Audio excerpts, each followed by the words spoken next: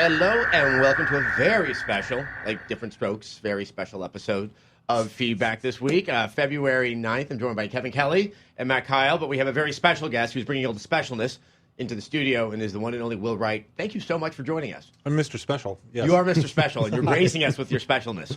The reason we have you on the show today is, obviously you are, I think all three of us in this room have grown up playing all of your games, but you have, I'm that old. Yeah, right. A lot of people have grown up watching me on television, so I've now gotten painfully comfortable with these phrases. Payback, yeah. But you've sort of taken what was obviously a very innovative career in games, and you're now moving this into television production, and you're doing things that just on the face of it, as one who has worked in television for a while, almost turn my blood to ice because they really are pushing things in a new direction. I like the way you put that. You took a very productive career you had here, threw it away to go to television, yes. Well, it's how I've gotten by. So. It's called Bar Karma, and it's on Current TV, and I think I'd just like you to go ahead and describe what it is, because it's not just an innovative in its story, it's how the story is going to be told. Well, in games I got very fascinated with players creating things, either in the game or sharing it over the internet, stuff like that. Especially with things like The Sims and Spore, I saw players creating huge amounts of things and forming communities around this creative process. And I began thinking about how can we take that kind of dynamic, this engine of creativity, and move it into a more traditional medium like television. And so, we've been working with the beta community for about the past year online, building this thing called the Storymaker, where players go up and they basically build a giant branching tree of possibilities for every episode of this TV show. And basically, it's like a choose-your-own adventure. Anybody can add a scene. If they don't like where the story's going, they can kind of add their own path. But then we lock it down, and everybody then discusses, explores, and then eventually votes on their favorite plot line. That's how the stories are generated for this television show on a weekly basis. But we actually got the community involved even before that in terms of what's the show about, who are the characters, what's the setting, what's the gist of it. And so the community, in some sense, has really created this whole show. But at the end of the day, we give it to a professional production team, and they actually go out and shoot it, make it look nice, have real actors playing the parts. So it's very slick and very professional looking. Oh, it is. But it's all very, basically fan-driven. I mean, so these producers, these people who are actually physically making the show, how much time do they have before they know what they're going to be filming for a weekly episode? Just a few weeks. We basically have a pipeline where episodes are kind of going through this pipeline of submitting ideas, then developing out the storylines, then eventually, voting on the favorite path. And then we give it to our in-house writers, and they have about a week to actually bring it to script. And a few weeks later, we've shot and then we air it. So it's a very, very tight production. That was really part of the hard part, was how do we compress that time between the audience, brainstorming ideas versus this appearing on television. I mean, Matt and I, having both been at Tech TV and now at G4, are used to, in this part of cable television, to doing this type of turnaround on content. But, I mean, obviously for dramatic programming, I can't think of any precedent like this. Yeah, it's a challenge. And in fact, working out all the bells and whistles with the production team was probably one of the biggest challenges. And Albie Hecht is the executive producer on the show, and he is just fearless. And he's a great guy to work with. He used to run Nickelodeon, but he took this on as a challenge, like, can I do this, And so they've had to innovate a lot on the production side to make this doable. Now, it's called Bar Karma, and it really does take place in a bar that I believe is called Karma. Well, it takes place in a bar. This bar is a little weird. It's kind of displaced from space and time. People walk into the bar unknowingly when they're facing some karmic life decision. And basically the people in the bar try to figure out what their effect on the timeline is going to be. So there's kind of a time travel aspect to the whole thing. But in some sense, it's kind of meant to be almost like a Twilight Zone thing, where we're telling humanistic stories in an interesting kind of sci-fi format. But stuff that, doesn't put a lot of boundaries around the creativity of the audience. Now, does it all take place inside of the bar, or is it being shot in places outside the bar as well? Oh yeah, there are a lot of shots outside the bar. People from the bar can actually go back out into the world this person came from and investigate and meet people. And so, maybe about half of it is going to take place in the bar. The rest of it's going to take place out in the world. And you have William Sanderson, which most people will know him from. It's J.F. Sebastian from Blade Runner, but obviously he was in Deadwood and was one of my favorite characters. Oh yeah, he's a great actor. He was one of the really interesting parts to cast because he's the bartender of the bar, and the backstory that we came up with, the fans came up with, is that he's 20,000 years old. He's been reincarnated like 500 times, but he's kind of an alcoholic. And so he has kind of a dim memory of these other lifetimes. But still, he's like the one guy that probably has the most awareness of this kind of karmic balance. And he's the one really trying to maintain it. I think with that many lives under my belt, I would have had enough bad ones that, yes, alcoholism would almost be yes. de facto. But we needed a really interesting character to play him, that actor to play that character. And he was just like the perfect choice. And I'm just delighted we got him. Okay, so I'm kind of interacting with the show. I mean, am I just writing just straight copy for the characters' voices, or am I just kind of throwing out plot points?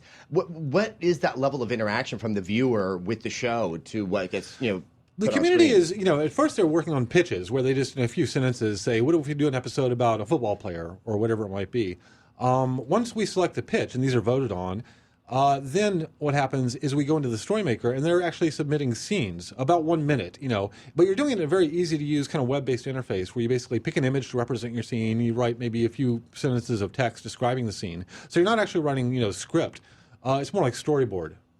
Now, I would assume, because I've seen so many of your lectures, especially when The Sims first started, and like there was a sudden awareness of what people were doing with it, and you seem quite fascinated with the way in which people had taken this game and were really constructing a narrative and then kind of putting that narrative out for people to see what they had done in the game. If it was that kind of the source of your inspiration for this? Does it go back that far? Originally, yeah, because in the original Sims, we allowed players to take a screenshot, add some text and string these together to tell a story, and we got hundreds of thousands of these stories, and it was amazing how much just kind of, sweat and tears people were pouring into this storytelling. And then just having 10 people come up and say, I liked your story, gave them a huge amount of kind of positive motivation to go back and do it again. And so a whole community formed around this activity, and we're kind of taking that dynamic and moving it into television.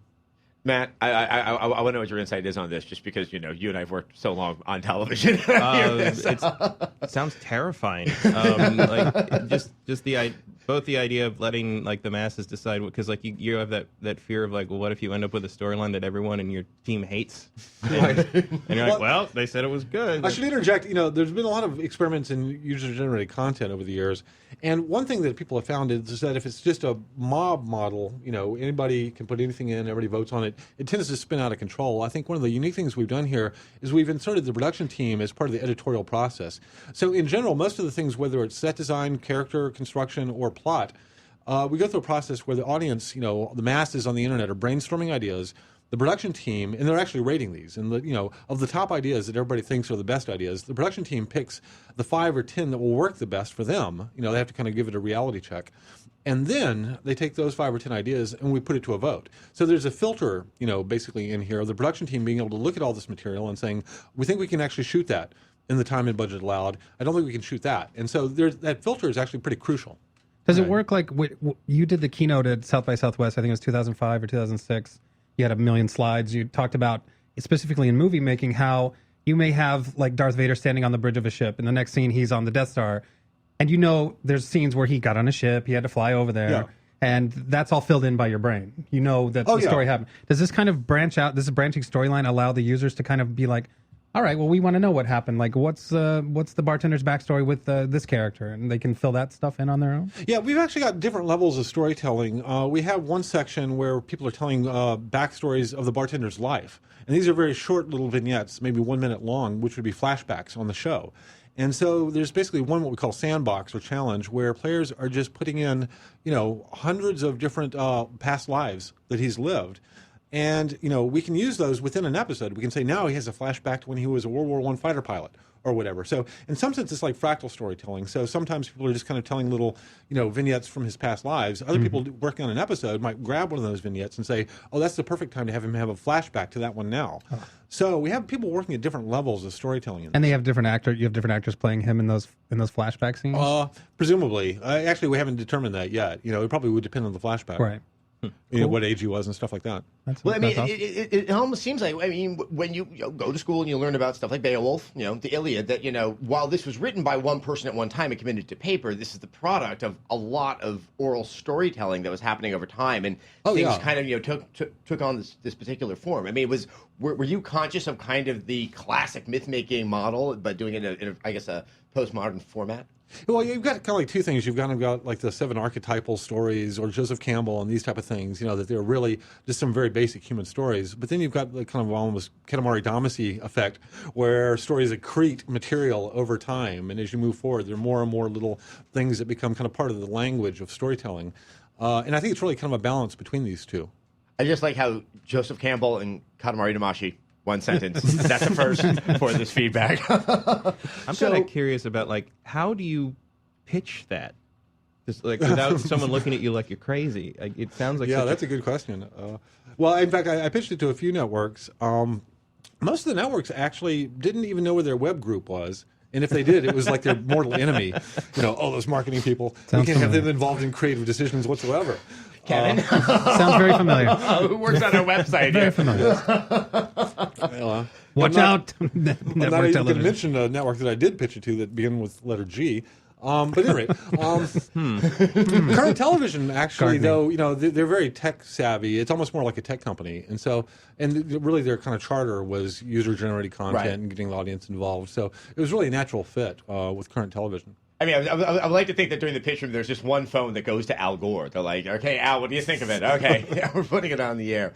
I mean, to be fair, current has such an interesting format that doesn't seem really sort of limited by anything other than sort of user generated or somehow involving the user. I mean, did it offer you all the freedom you guys needed to be able to make this show? 'Cause, I mean, obviously, there's kind of a no-holds-barred quality to how you're putting also, I this think together. Current was actually kind of evolving in the other direction. They were trying to get higher quality programming, original programming that people would tune into, come across, and say, wow, that's a cool show. I want to watch it.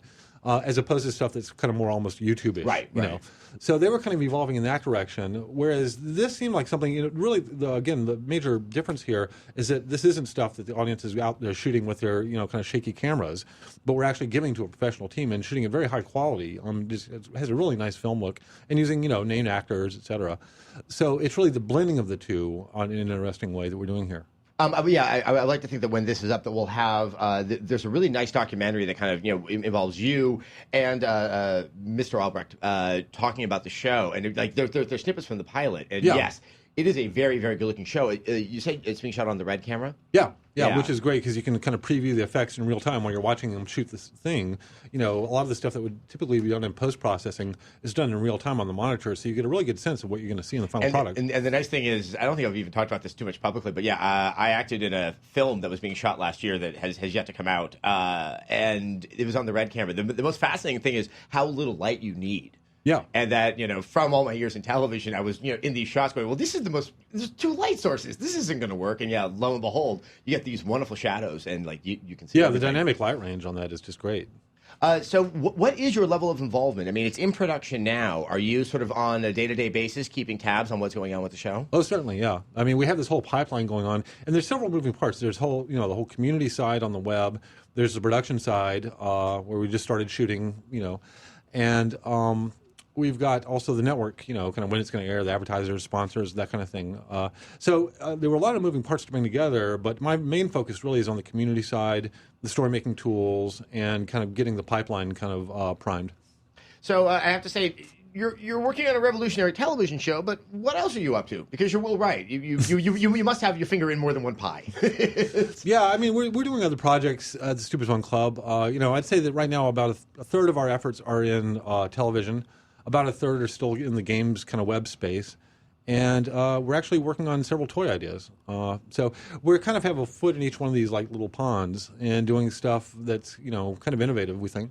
I guess the one thing that's interesting, except I like it a lot, is that you chose television. I mean, because of your background with games, I think most people assume, the internet is where you would want to go for a project like Bar Karma, but you've decided to go to a more traditional medium like television. Did you see something there that seemed more appropriate for what you wanted to accomplish than the internet?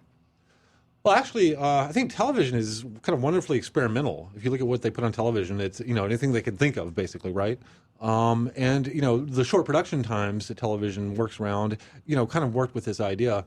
But really, this is on the internet, to a large degree. We have apps for the iPhone, the iPad. We're doing Android as well. So we have a website, with all this, kind of activity and story making occurring. Really, it's a blending, I think, of the internet and television. Almost every project we're working on, whether it's TV, games, even toys, really the internet becomes the connective tissue between these things. So I don't even really think of the internet so much as a format as almost the infrastructure that allows these things to happen. And then I guess I would see that with the end result premiering on television, at least, that it kind of everything comes from such a vast array of possibilities, and then this one kind of sort of sanctified way of kind of showing it to everyone. Right, but also I think kind of people are getting used to the idea that the intellectual properties, the franchises that they're into, can appear on all these different things, all these different devices. It can be a Star Wars toy or a game or a movie. Typically IP is not created that way, and that's really kind of what we're trying to look at is how do we create IP that we know will naturally flow out to these different areas without necessarily just thinking of it initially as a game or a television show, but think across all these things to begin with. I mean, do you think that, I would say that that's something that I think is quite important right now in the games industry, which I'm seeing. There's good games, but I'm not seeing the same level of sort of innovation as I've seen in years before. And a lot of it seems to be like, hey, let's just get an IP, sit on that because we can make a lot of money. But we're seeing the same thing happening with movies, Yeah. Okay, let's have another superhero movie. I mean, do you see this as almost an essential movement that has to happen if there's still going to be some level of real creativity, in mass entertainment? Well, I think it's also important that you kind of go with the flow, go with the grain of each of the mediums that you're in. Typically people will do like the big superhero movie, and then they'll just kind of knock out the marketing for the toys and the games and whatever. And it's almost more of a branding. It's not like how can we take that core of that idea and really make it shine in an interactive format, or in a toy format, or in a storytelling format. So I think, you really need IP that's kind of flexible enough, and we have creative control on each of these platforms, because typically, when you take one of these big name licenses and then bring it, to the games market, there are all these creative restrictions about what you can do with the characters, and, how you have to respect the Bible, and this, that, and the other. And you get kind of boxed in creatively. And so I think you almost need to approach it with a different mindset, especially if you're going to get the audience involved and make it more participatory. Which is really, I think, the trend of almost everything is that people want to get involved. They want to actually be able to touch these things and manipulate and kind of influence them. Even television shows. I watched Lost, which I liked. The ending was a little weird, but but the community that formed around Lost was just fascinating to study. And the level at which they kind of poured, deconstructing the show and the puzzles and where it might go. They came up with much better endings, by the way. But really, they didn't know if the producers were listening to them or not. They didn't really know if they were having an influence or if they were just water cooler discussion. I didn't know if the producers were listening to each other. That's what I began to wonder a little bit when I was watching Lost and quite a few other shows out there. Now, you are still kind of relevant to games. I know you're going to be at GDC giving a postmortem on your very first game you ever made. Yeah. They asked me to do that. That was the first time anybody ever asked me to do that. So it was Raid at Bungling Bay. Raid on Bungling Bay. Yes. Commodore 64. I did not have a Commodore 64. I was deprived of cool things. I had it on the Apple IIe. A little bit of trivia. Raid on Bungling Bay is the first pirated game I ever saw. The older brother of one of my friends Saw, in fifth grade. he says. Saw, Because yes. I already owned it. I didn't my inhale. mom had bought it for me, and an older brother of one of my friends in fifth grade had come in with a bunch of games on just blank floppy disks, and that was the first one he put in. And I was like, I have that game. He's like, yeah, but I didn't pay for it. And I'm like, That's called stealing there, and friend. That was back in the day, yeah. We used to Yeah, play so- that incessantly. Remember when it used to be popular to have like your friend with the computer in the closet? And the desk kind of just came out It of the pulled- it closet. pulled out or- yeah, yeah. he had his Commodore in there. We would play Raid on I Bungling think Bay. everyone after had their school. Commodore in there. Everyone I knew had a It was Commodore like a kept hidden. in the closet. How your hidden big were your computer. closets? My closet, it had my clothes in it and not much more. I mean, And a there lot was- of friends with walk-ins. I don't know what to tell you. I was horrible at that game. But What is it going to be like going back and looking at that game, though? I mean, is that easy to remember the development process even from that far back? Or? Yeah, it's one of those things where I kind of wish I did not remember the development process. But, I mean, it was all hard-coded assembly, every single line of it, and I had a memory map. I had like 10 bytes left in the whole machine when I did that game. I remember too much about that game. But was that like pitched and you were given a budget, or did you do it on spec and then sell it to Oh no, that was more. Broderbund, I or- was sitting in my basement, kind of programming that for about 4 months, and then I went to Broderbund and said, "Look at this," and they said, "Cool, let's sell it." It was, and Broderbund was 17 people at that point. Wow. Wow. And actually, I wrote the manual, I did all the art, I did the music, sound, and everything, and that was just the way it was done back then. When did you see the transition from that being? Because I mean, that's like back in the Atari days. It was this incredibly small teams. But When did you see the transition? No teams. No, it was one person. You're right. Yeah, team. They hired some other guy to design Team the box and for the game. and one other guy who That found was it. cardboard to Yeah. put it in it. But when did you see it change, where you saw people with varying roles on a development team, and where suddenly there was somebody didn't look at it as a quick commercial product that they could get out there on the market and became part of like sort of a longer, more sort of dragged out, I think it creative was process? like more toward the last half of the '80s when I actually heard the concept of a team. Up until like '84 or so, all these games were really the work of one person. And then they would go out and pitch it to a publisher, and they would put it in a Ziploc bag or whatever and sell it. The first game I worked on with a team was really the SimCity, the first version of SimCity most people saw. The very first version of SimCity I did entirely on my own. But we were working on that around '87. We started working on it on the Mac and the Amiga, and the team was 3 people. And then later we hired an artist to do a little bit of art, before we shipped it. But And then, was it around the time? Because obviously, the original SimCity was a very successful game. It was just one of those things, along with Myst and that first generation of PC games. So, I mean, you were right there when suddenly, I would assume, people kind of woke up and said, "Hold on, this is a very potentially financially lucrative entertainment form, and not something that's just kind of a quick buck." I mean, what was that transition like? I mean, did you suddenly feel like, "Oh no, they found our secret out"? Yeah, it was kind of weird because at first computers were just like a hobbyist thing, and I was into robots, and that's why I bought my first computer was to connect to my robots. And then I was living in New York City at the time, and there was one Apple store in New York City, and I would go there, and at some point they had on the wall a few little games in Ziploc bags, Bill Budge's games, were some of the very earliest ones, and. I started buying a couple of these games, and I always loved games. And now playing them on the computer, I just really got hooked on these. And at some point I was spending so much time buying and playing these games. I thought, well, if I made it, a game professionally, then I could make this a tax deduction. And so, and that's what really kind of got me, into being a game designer. But in the meantime, I was, teaching myself to program on the Apple and connecting to my robots and stuff like that.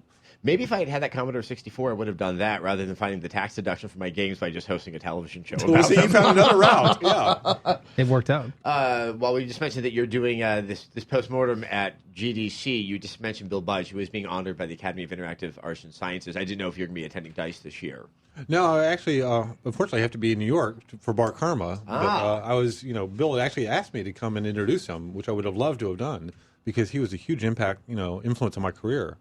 Pinball Construction Set was the first game I ever played that was really about making something and also kind of about systemic, thinking. And so that was one of the very first games that got me thinking that I wanted to become a game designer.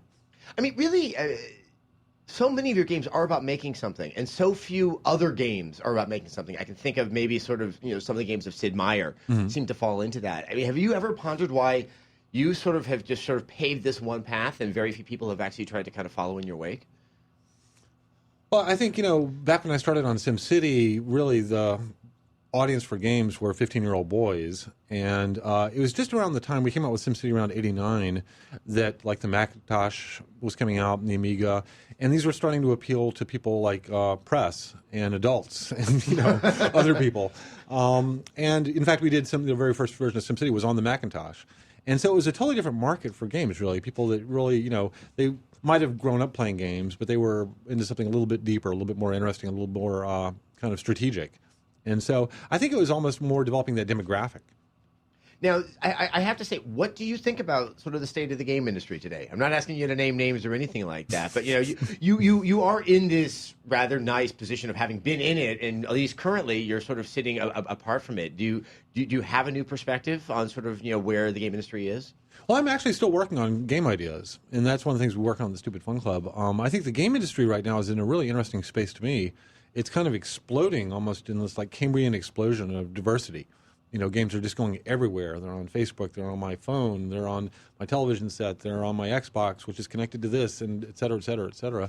And I think in some sense it's like one of the healthiest times I've ever seen for the industry creatively, while at the same time, a lot of the business models are being disrupted.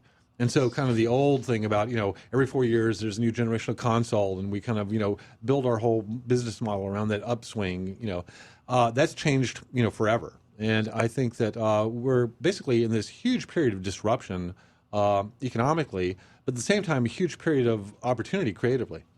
I mean, with some of the trends that are happening out there, I would love to get your insight on it. I mean, 3D. Do you see this as an asset to game development, or is this kind of, as I'm thinking it is in the movies, just kind of like an extra coat of paint to bring people into the theaters? Oh, you mean 3D displays? 3D displays and like games sort of being programmed to function in like that depth of 3D, not polygonal 3D.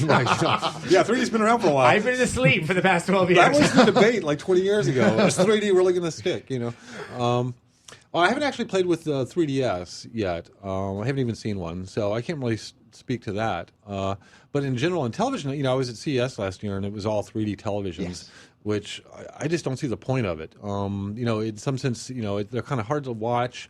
It almost destroys the kind of sociability of television. What's nice about television is you're sitting in the room with your friends, talking about what's going on. You're kind of multitasking. You can look to the side, have a bite to eat, have a snack, etc. And the 3D, it's almost a cognitive dissonance, having your eyes locked on that display and all of a sudden then turning and looking at your friend, going back and forth. I think I can see it making sense in a movie theater when it's all dark and I'm not talking to people around me. And you're expected to be paying just attention to that one thing. Yeah, exactly. And it's totally immersive. For television, I don't know. I still don't see it. Plus the idea that now we have to have separate channels and only receive 3D and all that.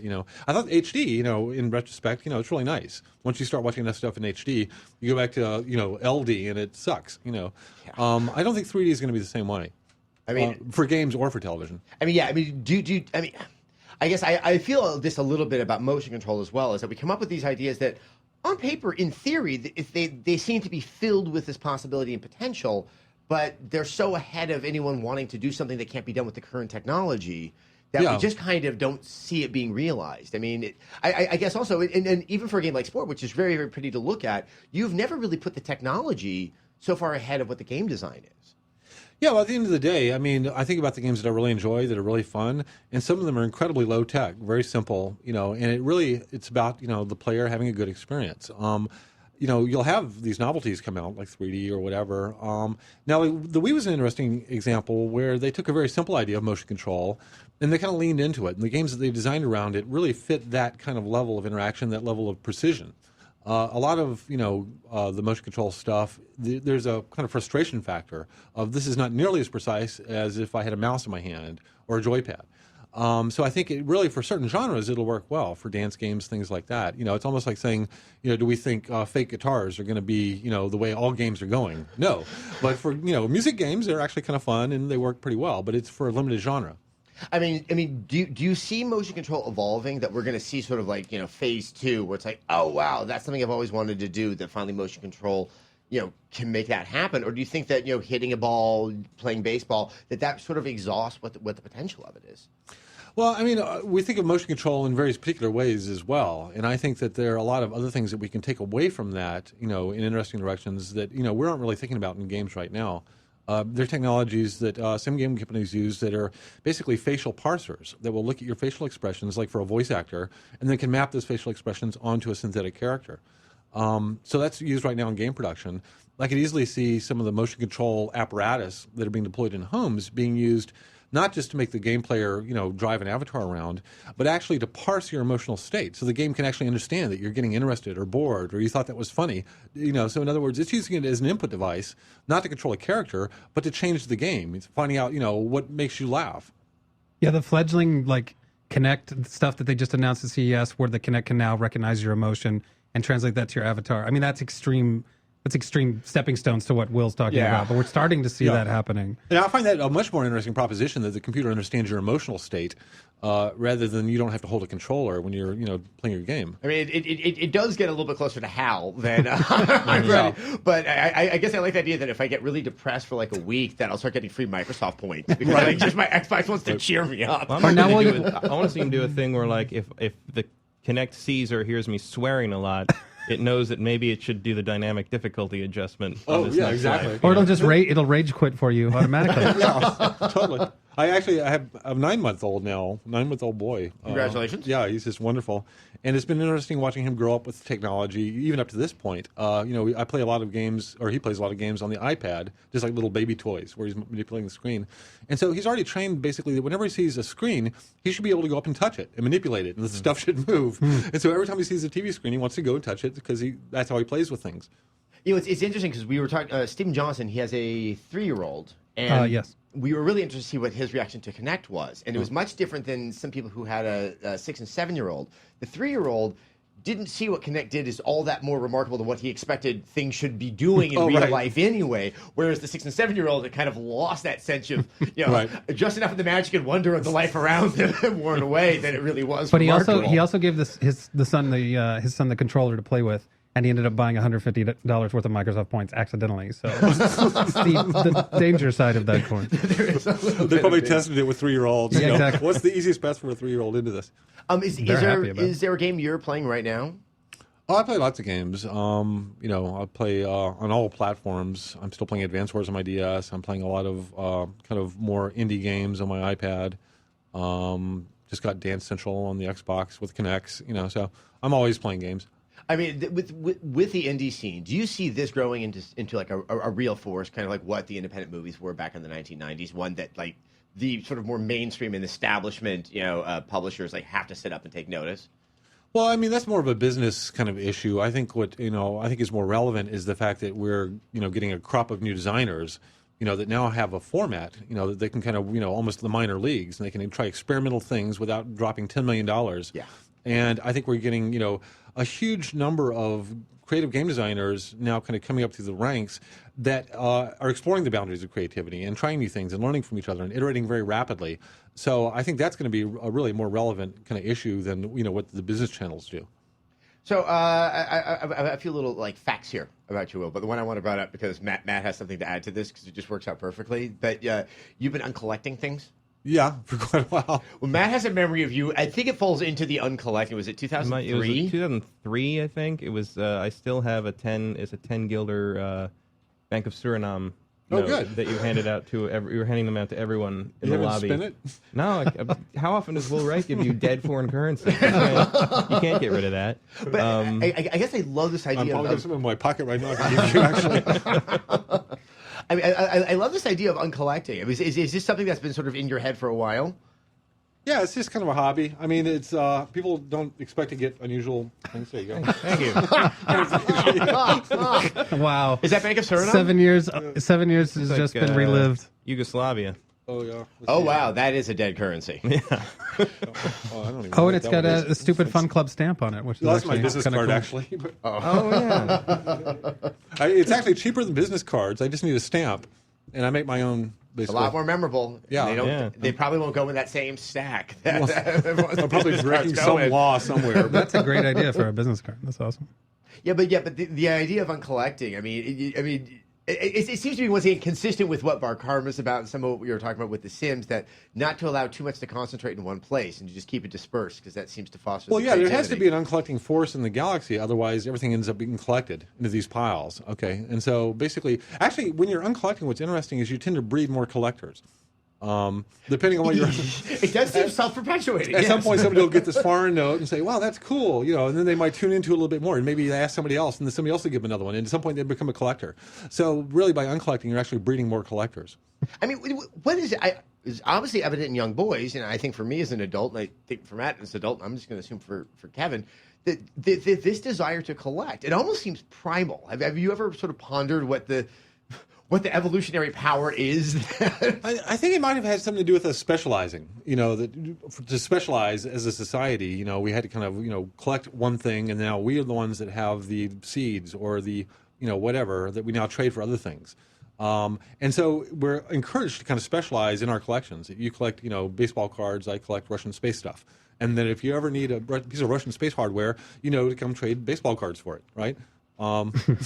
So really, it's just the old guild format. That's just That's just specialization, really. yeah. Sadly, they probably don't make plastic sleeve protectors for ex-Soviet space equipment. No. Right.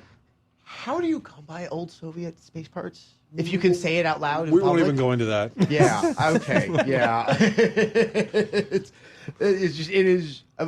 It is a wonderful collecting hobby, and it's one that I wish I could just even imagine. You know, sort of I think there's an episode of Bar myself. Karma in that. Yeah, you know what? You might have How a far will point you right go for there. that Studios? Got the props on Also, him.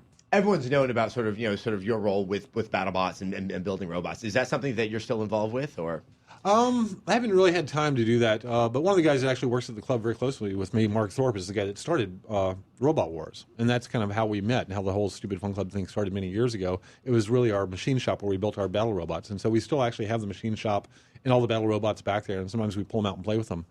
But and I know Greg and Trey that run BattleBots as well, you know, around the Bay Area. So whenever they're putting on an event, and they do that kind of periodically, we go and watch and talk to we know all the people working on them. We had Robot Wars, didn't we? At Yeah, Tech TV? Tech TV ran. I ran Robot had Wars. this memory, and forgive me for getting BattleBots and Robot Wars mixed up. On any given day, walking through the building of Tech TV, the likelihood you could look up at a monitor and see you was it was about 80%. It was up there. So- I'm interested. I want to know if, I mean, obviously you'd have to find a way to protect it because it's fragile tech in comparison. But I want to know if the Kinect has any potential application in that, like the Robot Wars arena. I think in an autonomous capacity, yeah. I know they've made those robots that can with a Kinect that looks actually, around. the very second year of Robot Wars, they had an autonomous category where basically you put the robot in the arena, press the on button, and you had no further control of the robot except to turn it off. And the robots were actually trying to find each other and fight. The fights were pretty boring in comparison because of the state of technology. But we were also kind of on one of the teams for the DARPA Grand Challenge. And that really was more the application where these things had to, full-size cars trying to drive down a road, not hit a boulder. And really the laser range finding. And the Kinect really has a primitive version of this kind of basically Z sorting camera that would have application in robotics. Well, so we're just about out of time. Will, thank you so much for being here. But once again, Bar Karma is on Current TV. When does it premiere? This Friday, actually. February 11th. February 11th, and at what time? That's a good question. I don't know don't know. locally. All It's on right, we'll Current make TV. sure it's up on the website.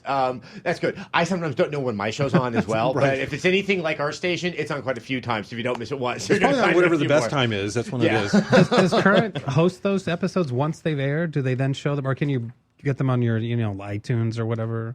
They're going to be available on video on demand. Okay, perfect. But I have to say, just what I've learned, and now hearing you talk about it, this is kind of, once again, for the shot in the arms that you've given games, this might be the shot in the arm that television has so needed. So it's always an honor to be able to have you on the show. Thank you so much for stopping by. Thank you. Will. My pleasure. Thank you very much. And of course, thanks to Kevin and thanks to Matt. We'll see you guys soon. Probably not you, Will. Once again, this is Feedback. If you want to see new feedbacks, they go up every Wednesday on G4TV.com. We just had Will Wright. Who knows who we'll have next week? Maybe someone from the Bank of Suriname.